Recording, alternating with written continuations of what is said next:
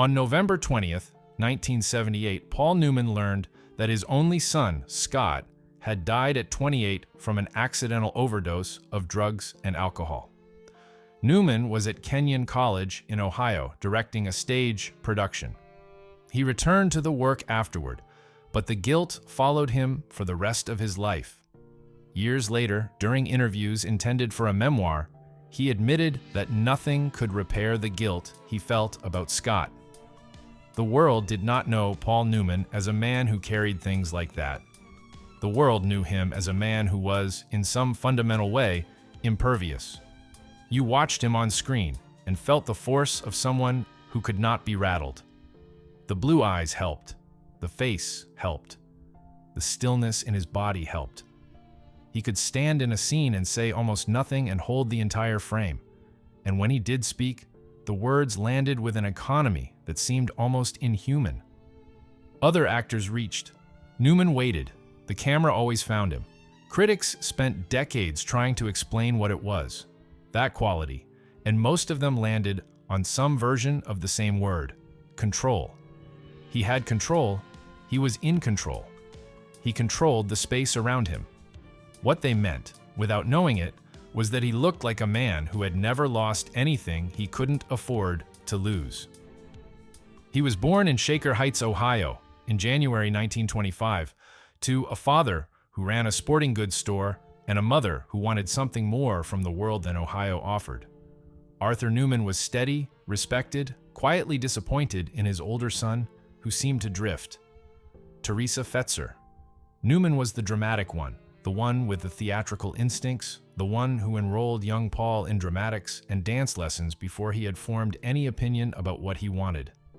He was not, by his own account, a child who burned with ambition.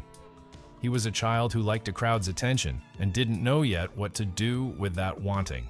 He served in the Navy during the Second World War, tried to qualify as a pilot, discovered that his eyes were not what they needed to be, and ended up as a radio operator on torpedo bombers in the Pacific, watching other men go up into the sky and come back, or not come back, while he stayed low and transmitted signals. He talked about that later in ways that suggested the guilt never entirely left him, the guilt of the man who survives by staying behind, by being found disqualified for the thing that kills people. It lodged somewhere. After the war, he went to Kenyon College in Ohio, fell into theater the way people fall into things they were always heading toward without knowing it, and then moved to New Haven for the Yale School of Drama, where he learned what technique meant and began to understand that the instinct he'd always had could be developed into something architecturally serious. He was not, at that point, the most naturally gifted student in the room. He worked for what he got. He married a woman named Jackie Witt in 1949. They had 3 children together: Scott, born in 1950, Susan, and Stephanie. The marriage was not a disaster in any dramatic, conclusive sense. It dissolved the way some marriages dissolve, gradually, under the pressure of a man becoming famous while his domestic life stayed in one place. He fell in love with Joanne Woodward while they were both cast in Picnic on Broadway in 1953, and by 1957, the marriage to Jackie Witt was over. He married Joanne Woodward in January 1958, 2 days after the divorce was finalized. They stayed married until he died 50 years later. The way that transition happened was not something Newman talked about in detail, at least not publicly. He acknowledged regret in general terms. He did not expand on it. What he left behind, in the space where that acknowledgement would have been, was a quality that people read as discretion, and that may have been something closer to guilt he had decided to carry quietly. He had left Jackie Witt with 3 children, including a son who was 8 years old, and he had gone off to be Paul Newman. By the time Scott was a teenager, his father was one of the most famous men on earth. There is a particular kind of damage that a famous absent father does to a son, and it is not the same damage as an ordinary absent father does. The ordinary absent father leaves a space where someone should have been. The famous absent father leaves a space where someone should have been, and then fills it with a public image so large and bright that the son can never quite compete with it, never quite locate himself in relation to it, never quite decide whether he loves the father or hates the image, or whether those are even separable. Scott Newman grew up watching his father become a myth. He grew up with the eyes, the face, the name, and none of the armor. He tried acting. Of course, he tried acting. You can hear the inevitability in that sentence. He worked under the name William Scott, presumably because going by Scott Newman in Hollywood in 1970 was its own kind of problem. He got parts. He was not his father. He knew he was not his father. That knowledge is its own weight, applied daily. He was also, by the late 1970s, dealing with addiction in the way that addiction operates.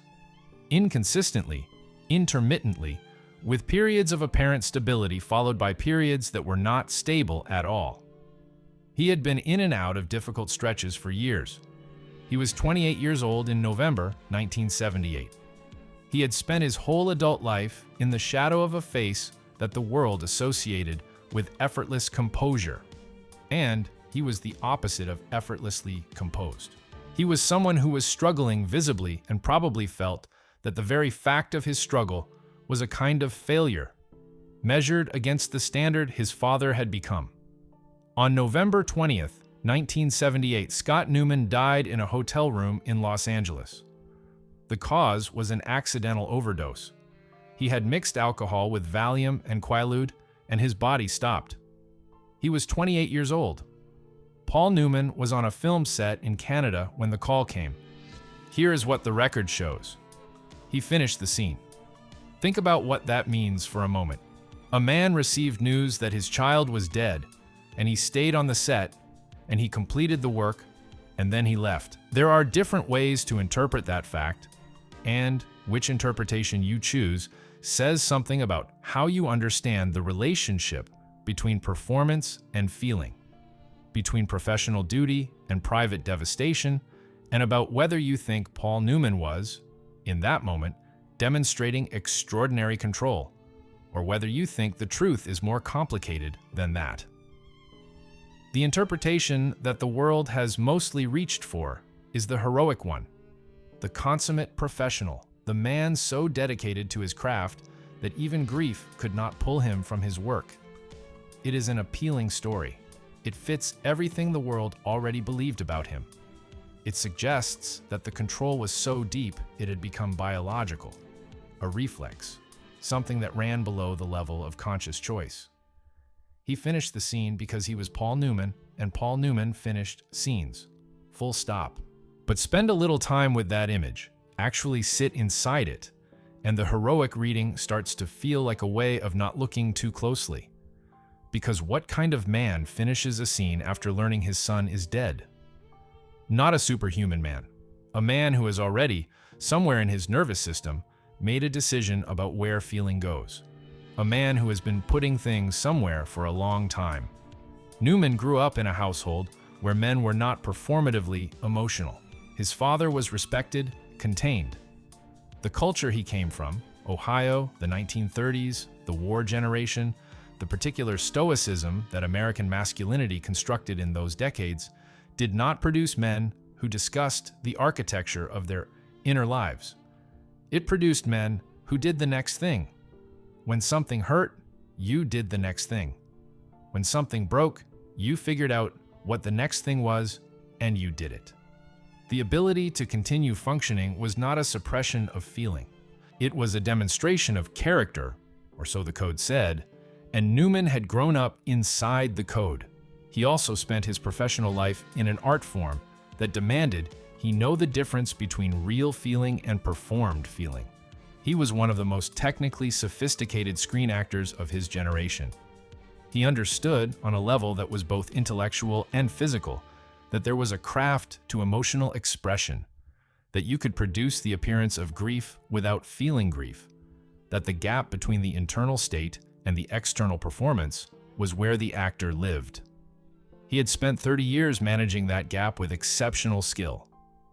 What happens when a man who is expert at managing that gap encounters the worst thing that has ever happened to him. He finished the scene. Newman never spoke publicly in detail about those specific hours. He was not a man who gave those kinds of interviews. He spoke obliquely about Scott's death in the years that followed, in ways that gave the impression of openness while actually revealing very little. He said it was the worst thing that had happened to him. He said it was something he had to live with. He founded the Scott Newman Center in 1980, an organization focused on substance abuse, prevention, and education, and the foundation became the public language for a private grief that he could not or would not speak directly. It was a way of doing something with the feeling, converting it into action, which is often how men of Newman's generation and temperament manage the things that threaten to overwhelm them. You build something, you fund something, you turn it into an institution and give it the person's name, and that way the feeling has a structure around it and the structure holds. The guilt, though, the guilt did not have a structure that held. He wrote about it finally, in private, in the memoirs he knew would be published after his death. And the sentence he left is not the sentence of a man who had processed his grief and arrived at peace. It is the sentence of a man who spent 30 years carrying something and never put it down.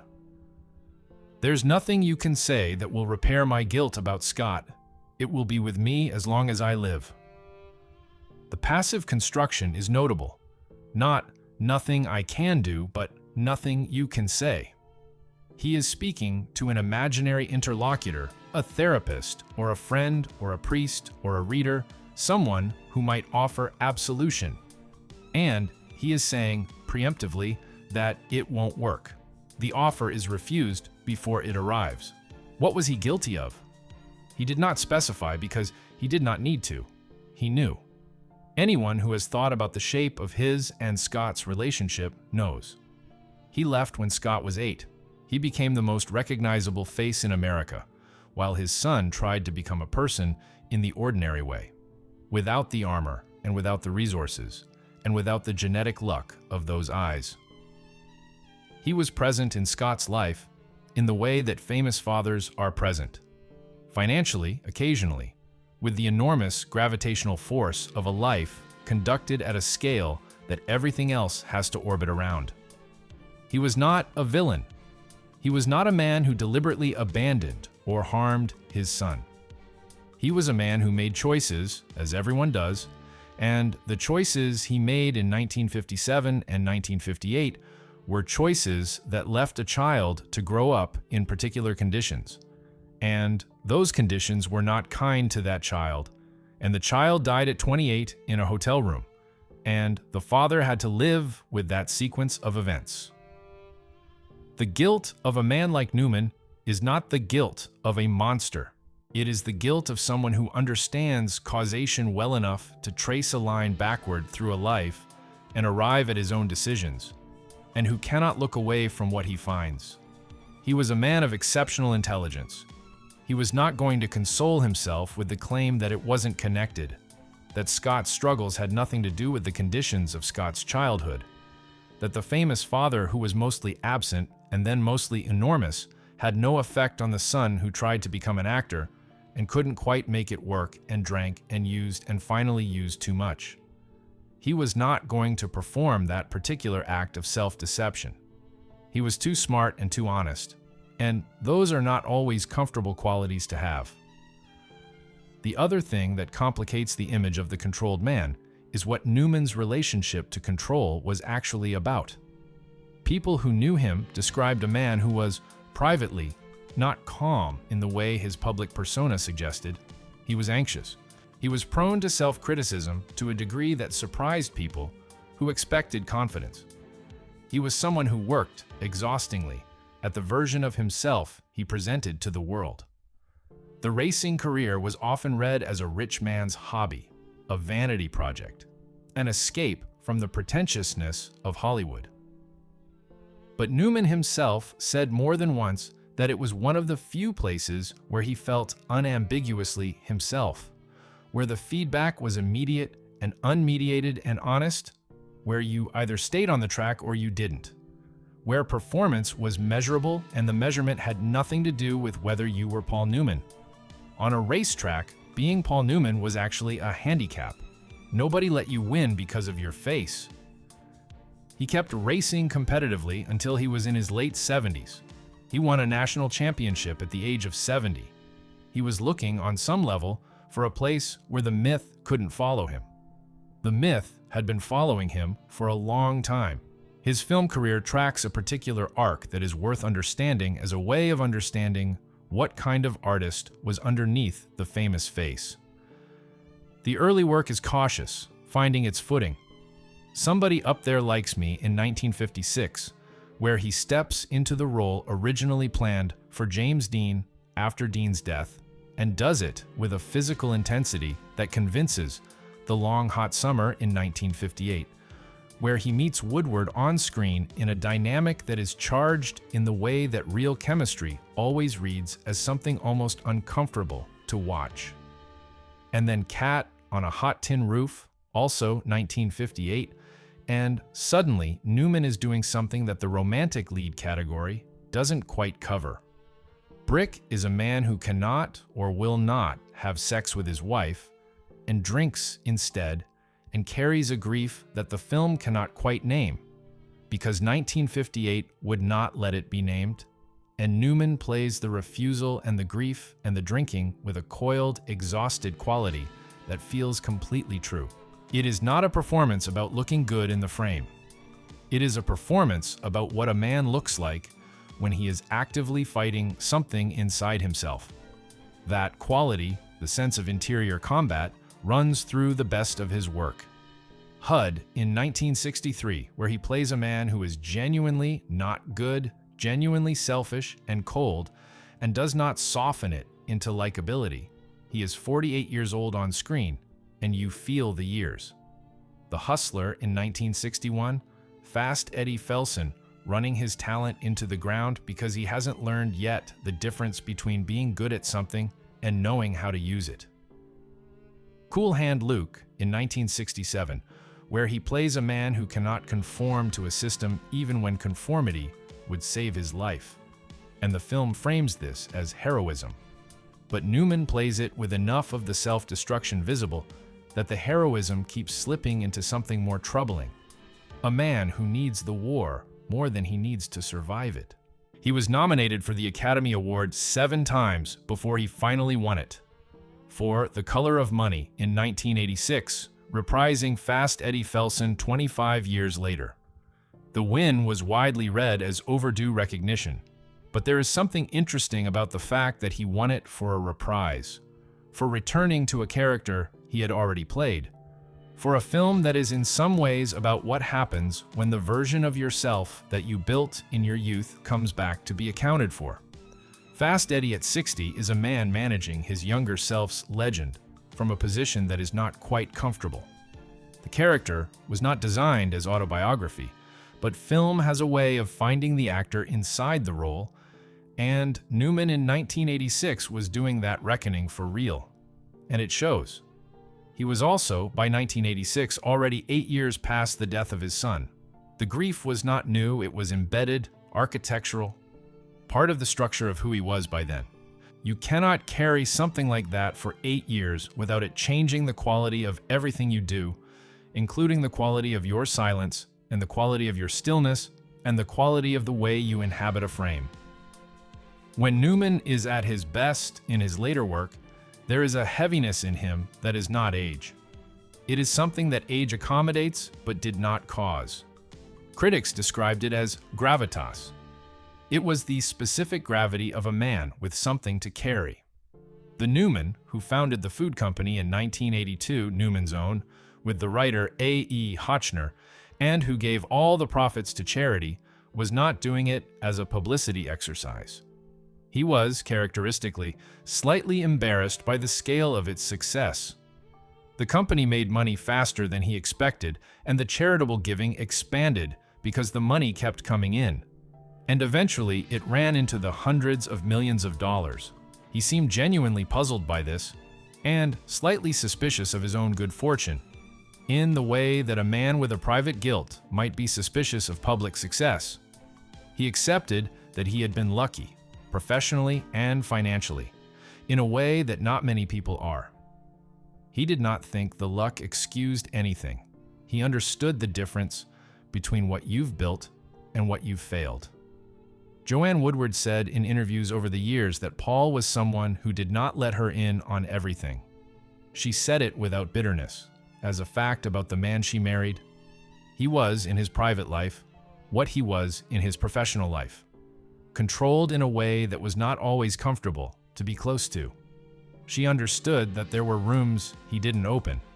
She appeared to have made peace with that. She was with him for 50 years, and she was with him when he died, and that is its own kind of answer to the question of what the marriage was. Scott's death put something in those rooms that never came back out.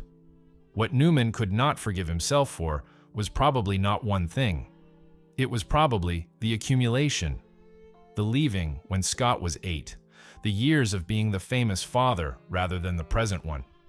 The understanding, which he must have had, that the specific conditions of Scott's childhood, the divorce, the stepmother, the enormous public presence of a father who was physically mostly elsewhere, had done something to Scott that couldn't be undone by money or by occasional presence or by good intentions.